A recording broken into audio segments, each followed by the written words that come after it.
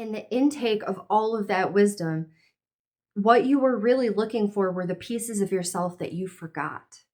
They are the deep inner truths that you knew coming into this life, but forgot, because that's the fool's journey, right? Like, we come here as extensions of source energy, but in order for all of this to work, we have to forget that that's where we came from. So, like, your journey up until now has been looking for the pieces of yourself, or looking for reflections of the pieces of yourself that you forgot. And you have uncovered them. And now starts the chapter of, how do I move through life with all of that remembrance within me? Welcome. Today we have a really beautiful and kind of a deep message about truth. So I am going to deliver the messages as clearly as I can. Thank you for being here. We love you so much. This message is about your truth, and why your truth is truth enough. On the journey to self-awareness, self-improvement, deepening your spiritual connection, reclaiming power over your life as creator of your reality, you get to a point where things start to click and things start to work.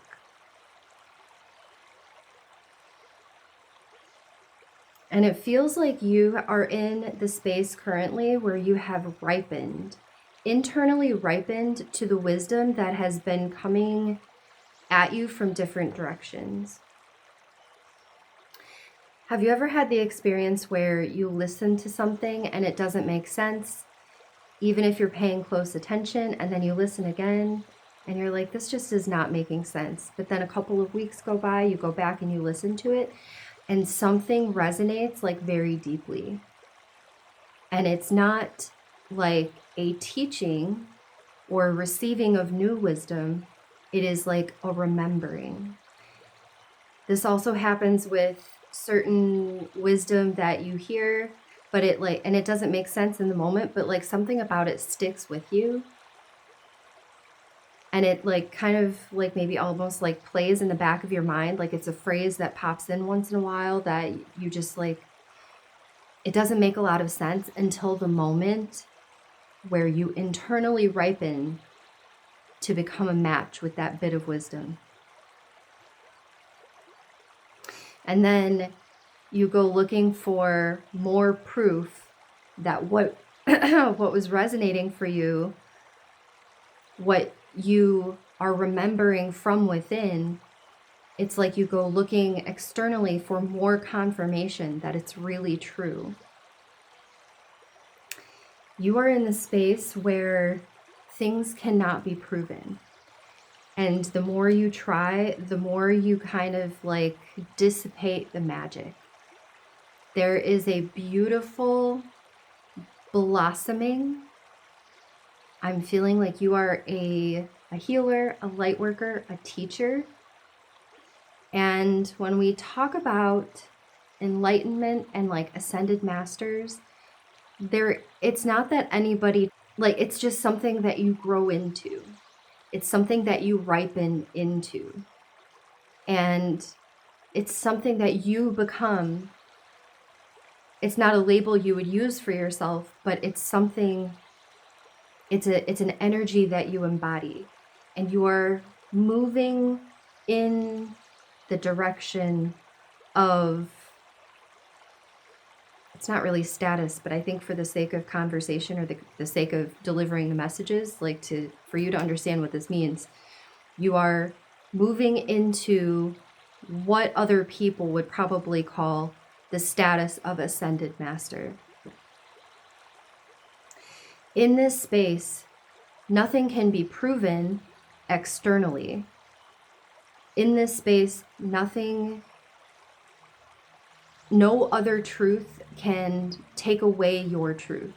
So what is happening is you are having these, it feels like magical experiences,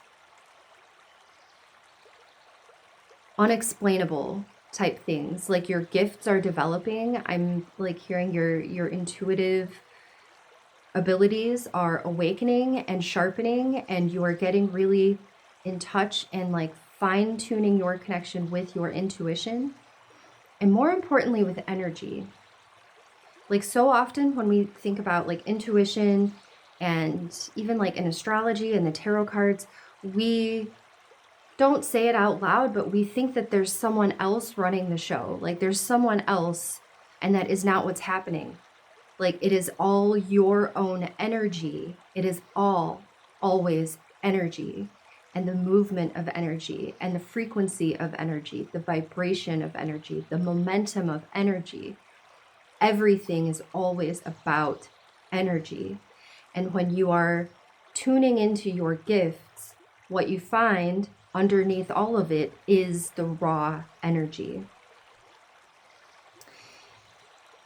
You are coming into a space where things are working, like things are working for you.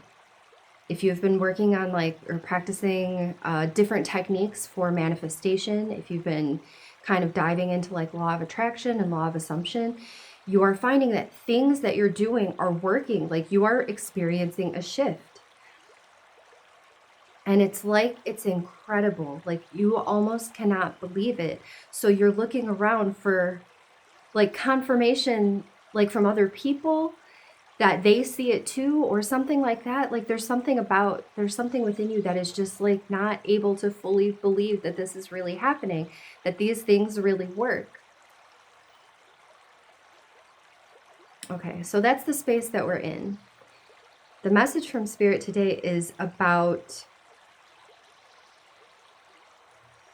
why it's important for you to just be the embodiment of your truth, instead of feeling like you need to prove it to other people or even prove it to yourself, because proving it to yourself is already what you've been doing. It's you trying different things and seeing what works and tuning into the energy. And your truth is something for you to root into. You are kind of getting past the intake of other wisdom because you don't know how you feel, or you don't know what you think, or you don't know what works. Once you find what works for you, it's okay to still listen to other people talk about their stuff, or like to listen to other teachers, to read books. It's always okay to receive more information, but it feels like there's a shift. There's like a new chapter, a new journey. We have our beautiful, I'm going to censor her butt. This girl, she's naked. In our journey card, we have this beautiful naked person that is about to embark on what looks like a long and windy and dark and lonely road.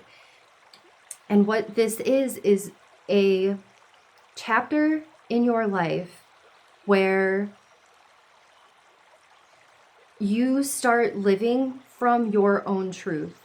Up until now, it has kind of been healing from things that were bringing you down, moving through trauma, moving through dense energies, and then diving into wisdom, like different, and that's all kinds of things, right? That's psychology, that's Reiki, that's tarot cards, that's crystals, that's astrology, that's everything. So in the intake of all of that wisdom, what you were really looking for were the pieces of yourself that you forgot. They are the deep inner truths that you knew coming into this life, but forgot, because that's the fool's journey, right? Like we come here as extensions of source energy, but in order for all of this to work, we have to forget that that's where we came from. So like your journey up until now has been looking for the pieces of yourself, or looking for reflections of the pieces of yourself that you forgot, and you have uncovered them. And now starts the chapter of, how do I move through life with all of that remembrance within me?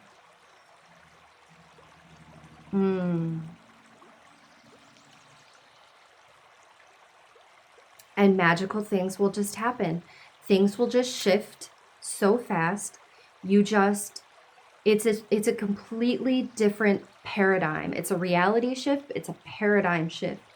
You cannot explain this to other people without sounding bonkers, babe. You can't try and prove this to other people without kind of sounding like a broken record. Like, the more you try, because one of the things that happens too on this journey, you get to this place of bliss, and you get to this place of peace, and you get to this place of acceptance and surrender, and it feels like floating. It feels like ecstasy. And the surges of like love that you feel, like, it's undeniable and kind of random, and you're like, gosh, if I could share this with people, like if I could give some of this away, if I could pour it out of my overflowing heart and give it to the homies, what a beautiful world it would be. And that's what it feels like you're trying to do. You're like, look at all these angel numbers, look at all these signs from my guides, like look at all of, like, look at my manifestation journal, look at my moon journal for the last 2 years, like all this stuff has come true. Like, whatever it is that has worked for you, when you try and like put it into words and like reveal it to other people, like they are not in the vibration to receive it. And that is something important for you to like understand, because it's not about them resisting your truth. It's about you needing them to validate your truth, or needing their life to shift to be more like yours, needing their vibration to shift to be more of a match to yours. And the call here is to take your truth within and just hold it very sacred. I have this issue, it's not an issue, but I have this thing with Reiki. I would love, like, there's such a big part of me that wants to just tell everybody, like, I have like really kind of unbelievable, like literally incredible testimony about the power of Reiki. But when I try and share it with people, like it loses something. It loses its potency, it loses its magic when you speak of it. Go forth and tell no one.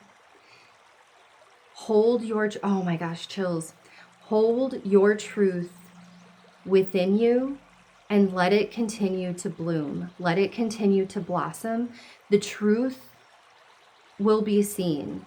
Like, your vibration speaks for itself. Your radiance, the way you move through your life, speaks for itself.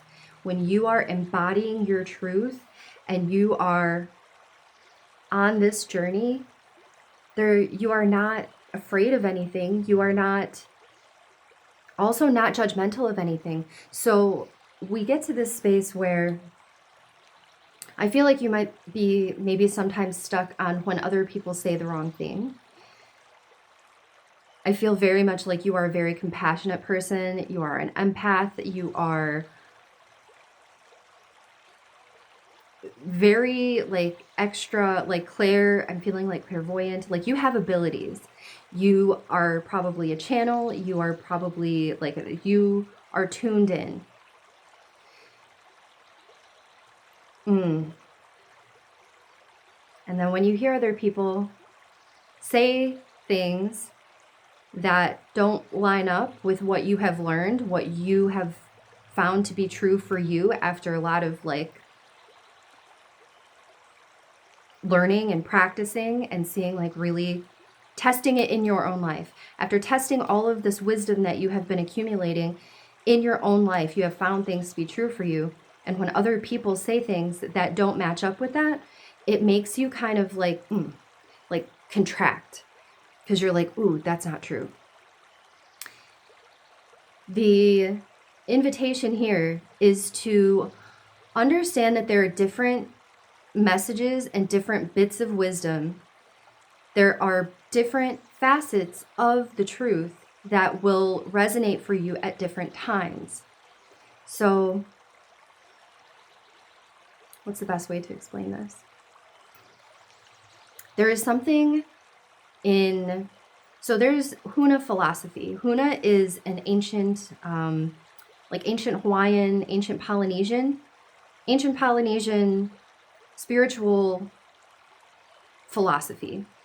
And it has 7 principles, kind of similar to Hermetic principles. And I feel like they are, if you are a student of Hermetics, check out HUNA philosophy. It's very interesting. But there's a principle in HUNA philosophy called PONO. PONO is the, how is it worded? The effectiveness is the proof. The truth is in the effectiveness. That's what it is. The truth is in the effectiveness. That means if something works, there is no one that can take away that truth. I will offer one example. So Reiki, so my husband had lower back issues like since high school from football injuries. Like lower back was always in pain, always hurting. At the end of the day, he would sit down and like be hunched over and just be like eating Tylenol like candy. I started learning Reiki. I swear I gave him Reiki on his back 3 or 4 times and he forgot.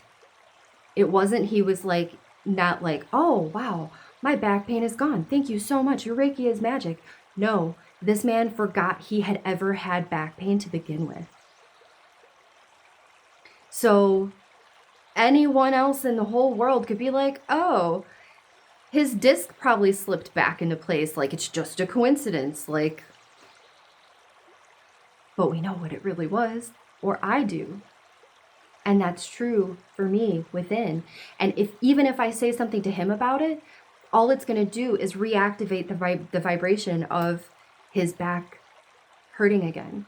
So like he forgot about it. We don't speak about it. We just leave it at that because it's out of his reality now. So that sounds impossible. He just texted me. Oh my God, he just texted me. Love you, kisses. He's kind of psychic too, I think. That is that's exactly what this is. When you are experiencing things that are kind of unexplainable, kind of impossible, kind of incredible, unbelievable, hold them within. They are just for you. They are sacred truths, and this journey is meant to be like, notice also how there is not a bunch of stuff. Like in the space of holding your truth sacred, not speaking on it, it still has infinite potential to bloom and blossom and branch out and root down. It's like kind of what they're showing is like it has, until you speak on it, it has the potential to continue exponentially growing and expanding. Once you speak on it, it calls other people's observation in, and it narrows down the potentials for the growth. It narrows down possibilities, and it kind of like cuts off the energy because now you have multiple people observing that thing. Your truth is meant to be kept within and meant to be sacred. You are in a time where your instincts are on fire. You know things you can't explain. You might be having like sort of prophetic dreams. You like I feel like there are all these experiences that you're having that are supernatural, like paranormal, magical experiences that you cannot explain. And you are out there like seeking proof around them, but the proof is in the experience. PONO. So, okay, so that brings us to the call of the light worker. I feel like so many in our collective are light workers, teachers, healers, tarot readers, creators, artists. What does this mean when you are literally, like, let's say you are a teacher of law of attraction is a beautiful example. Let's say you are a teacher of law of attraction. How do you share your wisdom Or how do you know that your message is true or pure? Because what you've learned and what all of this is kind of hinting at is that what's true for you is not necessarily true for other people. People have to also internally ripen into their own truth. So as a teacher, how do you present what you've learned to the people seeking that wisdom? Okay, so there's a couple of things here. You will know that the message is safe to be shared when it doesn't carry any contracting energies. You'll know the message is pure and safe to share when it doesn't, when it only encourages, when it only uplifts, when it only reminds people of what they already know, when it only reminds people of their own power, of their own truth. If you are offering a message that instills fear, like if you don't do this, then this will happen. This happened for me in around protection. So there's a lot of common protection practices in the spiritual community, and that's a lovely thing. But when it comes to, like, I feel like I can't even get these words out. It's like hard to even, maybe I'm not supposed to say this. Hold on.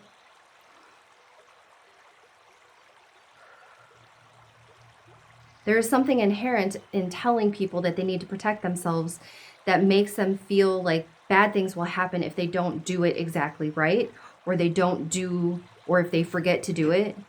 You can't call in an energy of protection without also calling in an energy of there's something you need to protect yourself from. So like, imagine if you didn't know that there was anything to be scared of, and then somebody was like, aren't you scared? And you're like, why? No, should I be scared? And they're like, yeah, didn't you do your protection? And you're like, whoa, no, what? It awakens the fear. So like now you have done the protection thing, but it has awakened within you a fear that you never even had in the first place. They go together. So you'll know that your message is pure and safe to share when it doesn't trigger any feelings of fear, when it doesn't trigger any feelings of disempowerment, when it only uplifts, it only encourages. The other message here is to keep broadcasting. So know that your messages are not necessarily going to resonate for everybody, but continue broadcasting your truth. Keep sharing your truth if you are a light worker and called to share your voice and share your truth. Keep broadcasting. The people that are a match will inevitably find you.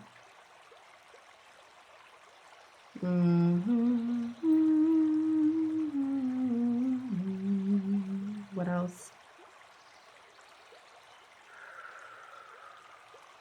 And people will go and come back. So this is like obviously not a linear thing. This is, just like everything in life. It's all about cycles. It's all about rhythm. It's all about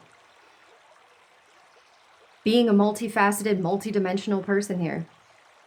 You will, as a student, receive different bits of wisdom in different ways at different times. Abraham and also Bashar are really, really good examples of this. I can listen to the same Bashar talk like every week, and every single week I will gain something different that I didn't hear the previous week. And at the end of it, I will be like, wow. And then I'll go back the following week and then hear something new. Like it's like things are encoded, and kind of what they're showing is like, subtext is not the right word, but like holographic, is holographic the right word? Like there's wisdom coded in the vibration between the words, and things like there's more there than what's on the page. There's more there than the actual word being spoken.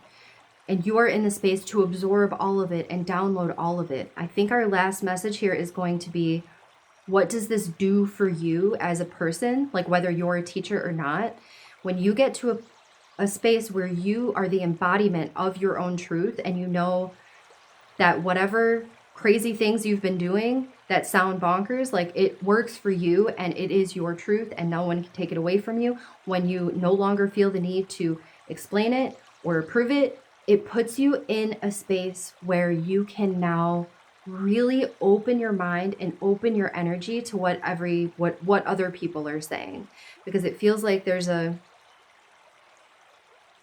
little bit of a wall around you where you're a little like skeptical of what other people are saying, because why? Skeptical of what other people are saying because you subconsciously feel like they're trying to push their truth onto you, trying to get you to change your mind or change your beliefs, change what you think about this thing. And now you are transcending that energy. You can just really like listen to what people are saying and be like, thank you for sharing, without feeling any sort of pressure to change your mind or shift your beliefs. There's another aspect here coming in, I feel like at the tail end, about beliefs. Now that you have embodied your truth, know that it will shift, know that it will change. Don't cling, don't hold on to something so tightly that you become stuck, that you become, hardened into a certain mindset, because that's when it starts not being true for you anymore. All of the things that you have learned, they only work and they only continue to be true if you keep staying open to them. When you resist anything, you resist everything. So resistance to what other people are sharing or the way other people teach this thing, when you resist that, it creates a resistance around you and creates a resistance around everything around you. And then suddenly your techniques don't work anymore. And suddenly your things are not shifting the way they used to. And it's not because the things don't work. It's because you have taken on a resistance that is shutting down all of it.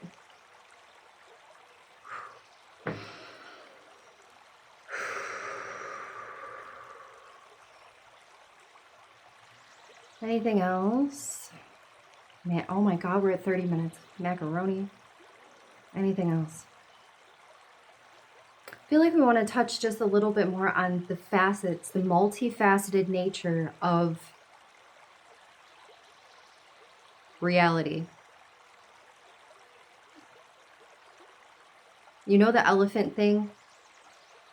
Where they like put like 4 blind men around an elephant, and each man got like a different part, and they're all describing what they feel and what they think they're working with, and they all 4 have different perspectives.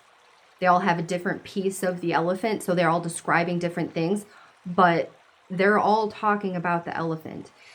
I think the multifaceted nature is important to embrace, especially so whether you are a light worker, a teacher, a tarot reader, or just a tarot watcher.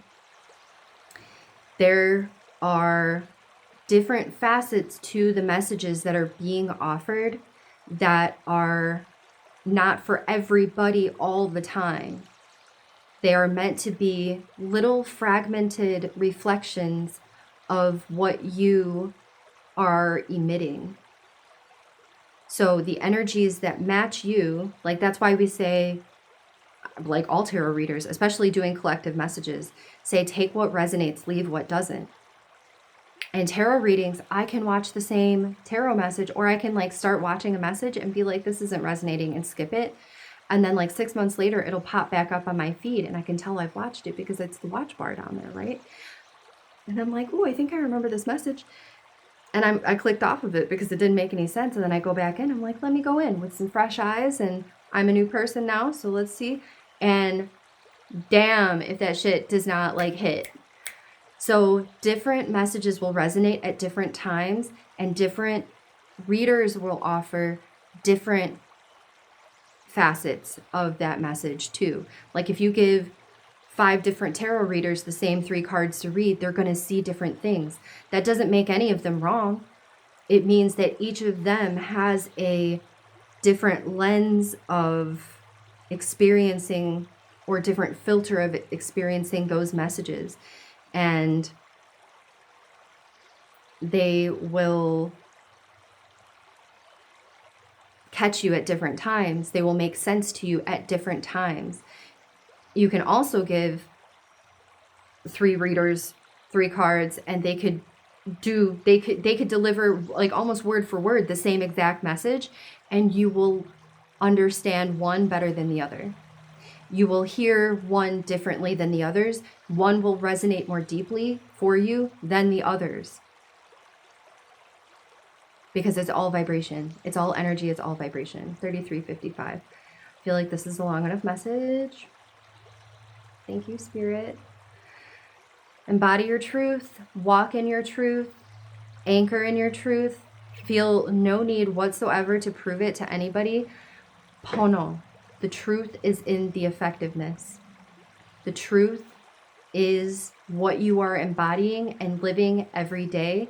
It cannot really be shared. It cannot be proven. It cannot be displayed for anyone else. It is sacred for you, and the invitation is to hold it within and let it blossom. So, thank you very much for being here. I love you so much. Please take care.